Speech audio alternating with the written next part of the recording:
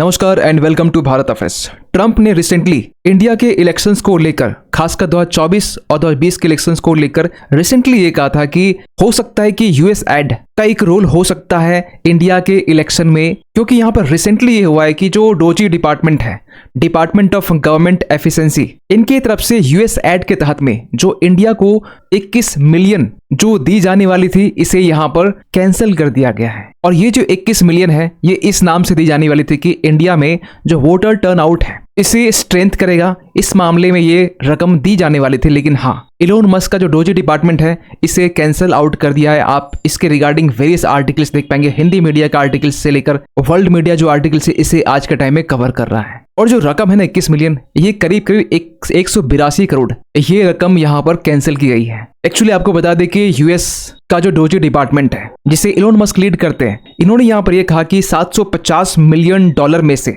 जो international add Bharat को दी जाने वाली थी, इंक्लूडिंग यहाँ पर यह कहा गया कि जो 21 मिलियन है इसे फिलहाल यहाँ पर कैंसिल आउट किया गया है। और ये जो 21 मिलियन है ना, ये वोटर टर्न आउट को बूस्ट करने के लिए दी जाने वाली थी। आपको बता दें कि इंडिया में रिसेंटली जो इलेक्शन कंडक्ट हुए हैं, हम लोकसभा इलेक्शन की बात करें तो यहाँ पर म्यूनिख कॉन्फ्रेंस में डॉक्टर एस जयशंकर ने भी ये कहा था कि इंडिया में जो इलेक्शन हुए रिसेंटली 66% इलेक्शन यहाँ पर वोटर टर्नआउट है। जबकि पूरी दुनिया की बात करें ना, जो लेटेस्ट आंकड़े ये बताते हैं कि अगर इंडिया में 66-67% के आसपास में है तो यूएस में 66.8% है। मतलब इंडिया से भी कम वोटर टर्नआउट यूएस में है। लेकिन यूएस एड के तहत में पैसा कहाँ लगाना है? इंडिया में लगाना है। इसके अलावा स्विट्जरलैंड देखेंगे तो 45%, यूके 67%, आयरलैंड 62%, टर्की 86%, क्योंकि यहाँ पर जो टोटल जो जनसंख्या है वो 8.5 करोड़ के अराउंड है। उनमें से 86% आना कोई बड़ी बात नहीं है। और इंडिया की जनसंख्या है 140 बिलियन से भी ज्यादा है, 144 करोड़ से ज्यादा है। लेकिन इसके बाद ना जो रूलिंग पार्टी है भारतीय जनता पार्टी, इन्होंने यहाँ पर यूएस एड को लेकर ये क्लेम किया है कि इसके बाद ना ये प्रूफ हो जाता है कि किस तरीके से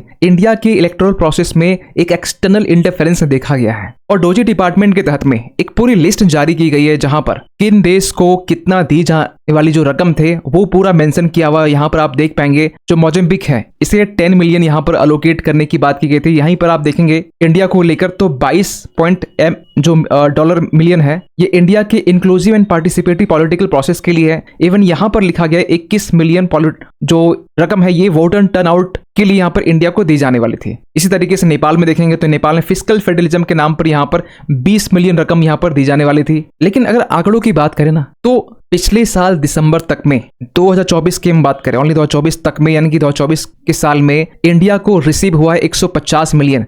ये जो रकम है ना, ये किसी सरकार के पास नहीं गई है, लेकिन ये बात सच है कि $150 मिलियन इंडिया में एंटर जरूर हुआ है इलेक्टोरल प्रोसेस को स्ट्रेंथ करने के लिए, वोटर्स टर्नआउट को बूस्ट करने के लिए।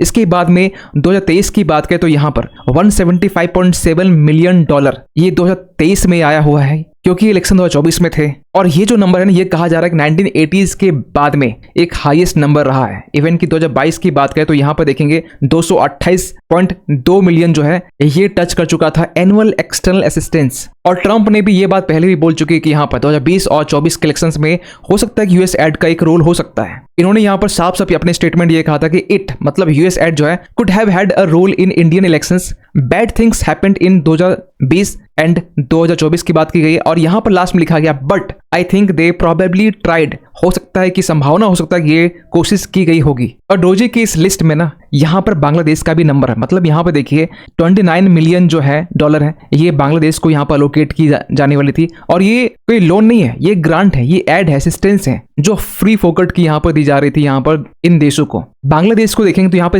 पॉलिटिकल लैंडस्केप को स्ट्रेंथ करने के मामले में यहाँ पर 29 मिलियन दी जाने वाले थे। लेकिन इस 29 मिलियन को, 29 मिलियन को इलोन मस्क का जो डोजी डिपार्टमेंट है ये भी कैंसिल कर दिया है। ये आर्टिकल देख पाएंगे 16 फरवरी का ये बेसिकली आर्टिकल है। और इसके पहले ही आपने देखा होगा कि किस तरीके से इलोन मस्क ने यहाँ पर ये अनाउंस किया था, ये अप्रूवल दी थी कि यूएस एड के तहत में जो फाइनेंशियल एड जो ग्रांट बांग्लादेश को दी जा रही थी उसे यहाँ पर रोक दिया जाता है। लेकिन इसको लेकर ना जिस तरीके से इंडिया में इलेक्शन प्रोसेस को लेकर जो इंटरफेरेंस की मामले हैं वो सामने आ रहे थे, यूएस एड का इन्वॉल्वमेंट देखा जा रहा था। यहाँ पर बीजेपी की तरफ से रिस्पॉन्ड किया गया है। बीजेपी की तरफ से जो सोशल मीडिया जो सेल के जो हेड हैं अमित मालवीय, इन्होंने यहाँ पर साफ साफ ये कहा है कि ये 21 मिलियन अगर इंडिया में आने वाला था तो यहाँ पर इसके पहले जो रकम इंडिया में अब तक आई है जो रूलिंग पार्टी को तो नहीं आई, लेकिन हाँ इससे किसको फायदा हुआ है इसके बारे में बातचीत करें। क्योंकि यहाँ पर में एक एग्जाम्पल देते हुए रेफर किया गया कि जिस टाइम में SY जो कुरैशी थे इलेक्शन कमीशन ऑफ इंडिया के चीफ,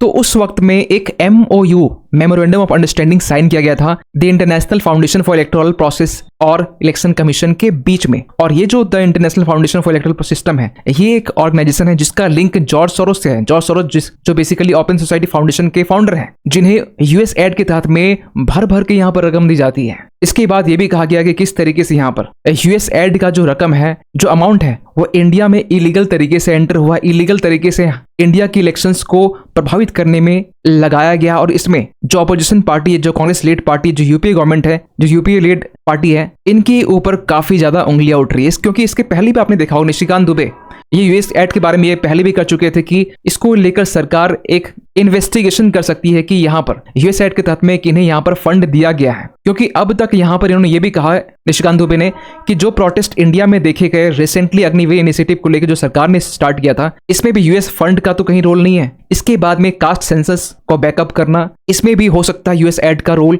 इसके अलावा जो नेशनलिज्म है, इसे भी इंडिया में सपोर्ट करने की जो बात की जाती है, यहाँ पर भी US एड का रोल हो सकता है, खासकर नेशनलिज्म को बढ़ाने में इंडिया में। तो इसको लेकर जिस संगठन को यहाँ पर US एड के तहत में फंडिंग दी जा रही थी, उसकी यहाँ पर जांच होनी चाहिए। यानी दुनिया भर के और भी बहुत सारे लोग हैं, इवन कि यहाँ पर जो संजीव सान्याल है, जिन्होंने ये कहा था कि UPSC जो है वो वेस्ट ऑफ टाइम है, इन्होंने भी यहाँ पर ये कहा रिसेंटली कि जिन एजेंसी को यहाँ पर फंड रिसीव हो रहा है, इसको लेकर एक सवाल क्रिएट किया जा रहा है कि जिस US एड के तहत में, US एड जिसके बारे में ये कहा जाता है कि जिन्हें जॉन F कैनेडी 1961 के टाइम में स्टार्ट किया था, और स्टार्ट करने के पीछे मकसद ये था कि ये हेल्थ, एजुकेशन, एग्रीकल्चर और डेमोक्रेसी बिल्डिंग के नाम पर दुनिया भर के प्रोजेक्ट्स को यहाँ पर फंड कर सके। लेकिन रियल इंटेंशन कुछ और ही इसका था। आपको बता दें कि ये स्टार्ट करने के पीछे मेन जो मकसद ये था कि हम लोग फॉरेन एड प्रोवाइड करेंगे ताकि पूरी दुनिया में जो ग्लोबल डेवलपमेंट है, ह्यूमैनिटेरियन रिलीफ है और इकोनॉमिक ग्रोथ है, इसे प्रमोट किया जा सके।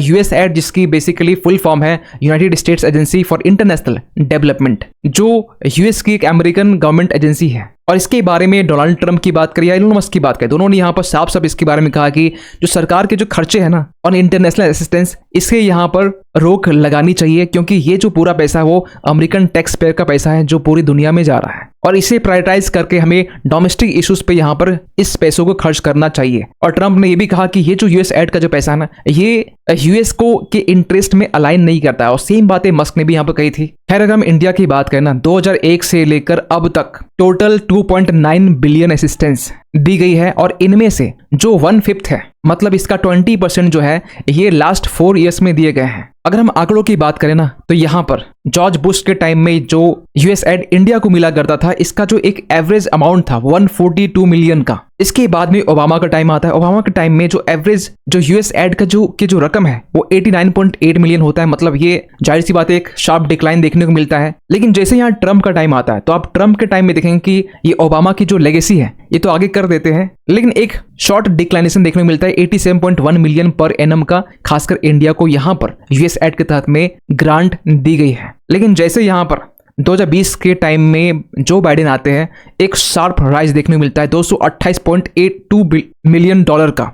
और इसमें यह कहा गया कि लास्ट 4 ईयर्स में ना 162.6 मिलियन जो है ना, ये एवरेज अमाउंट इंडिया को दिया गया है। ये अलग बात है कि ट्रम्प के फर्स्ट टाइम में US एड को बिल्कुल हटाने को लेकर कोई बातचीत नहीं की गई, लेकिन 2025 में जैसे जीत के आते हैं, उसके बाद में डोजी डिपार्टमेंट क्रिएट किया जाता है और इन्हें ये कहा जाता है कि जो फालतू खर्चे हो रहे ना, इसे यहाँ पर आप बंद कर दो। और इसको लेकर इलोन मस्क ने भी कंसिस्टेंटली ये वार्न किया है कि जो अमेरिका है ये बैंकक्रप्ट हो सकता है। जो फेडरल बजट है ना, अगर इसे कट नहीं किया जाए, अगर जो भी फालतू खर्चे इसे यहाँ पर रोका न जाए, तो अमेरिका एक टाइम में बैंकक्रप्ट हो सकता है। और इसीलिए डोजी डिपार्टमेंट क्रिएट किया गया कि ये एक सेंट्रल पिलर बन सके कि जो फालतू खर्चे हो रहे पहले उसे रोको। और ये जो डोजी डिपार्टमेंट है, बेसिकली इसका काम यही है कि ये फेडरल टेक्नोलॉजी और सॉफ्टवेयर को मॉडर्नाइज करते हैं ताकि गवर्नमेंटल एफिशिएंसी और प्रोडक्टिविटी को मैक्सिमाइज कर सके और बिलियंस और बिलियंस डॉलर की यहाँ पर सेविंग कर सके डोजी डिपार्टमेंट की तरफ से। लेकिन सबसे बड़ा एक क्वेश्चन मार्क निकल के आता है कि जिस तरीके से इंडिया में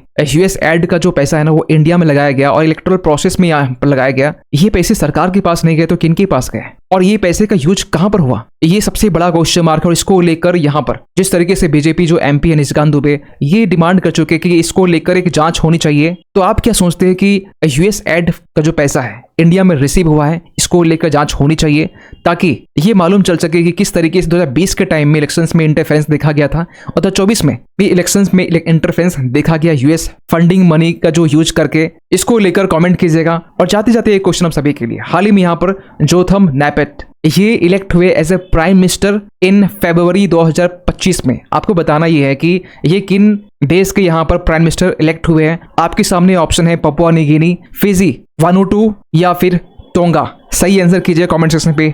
मिलते हैं किसी अगले वीडियो में, तब तक के लिए थैंक यू सो मच।